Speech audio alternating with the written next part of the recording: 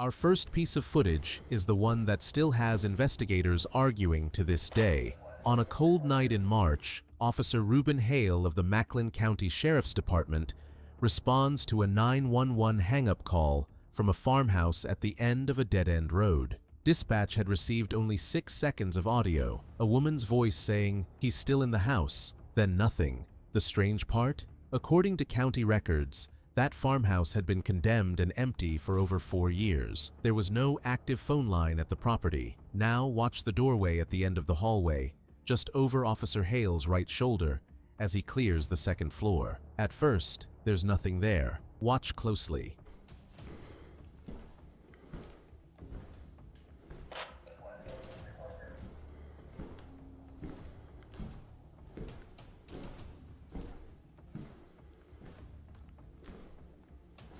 Did you see it? For a single frame, as Hale's flashlight sweeps past the doorway, a figure is standing in the room, a thin man in dark clothing, facing the wall. By the time the beam swings back, the doorway is empty. Officer Hale searched the entire house that night and found no one. But here's what makes this footage so disturbing. When investigators pulled the original 911 audio and ran it against the property's disconnection records, they confirmed the call had come from inside the house, from a phone line that had been physically cut 4 years earlier. So who called 911 from a dead phone in an empty house? And who was standing in that doorway? I'll let you decide.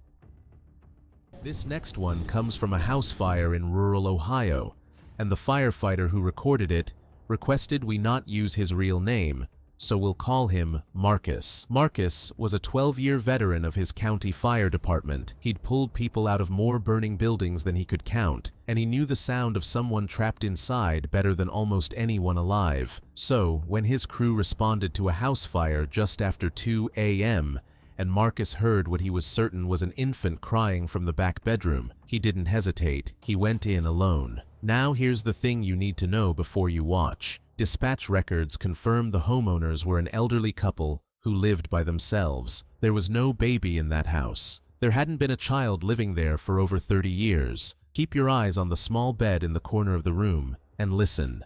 Watch closely.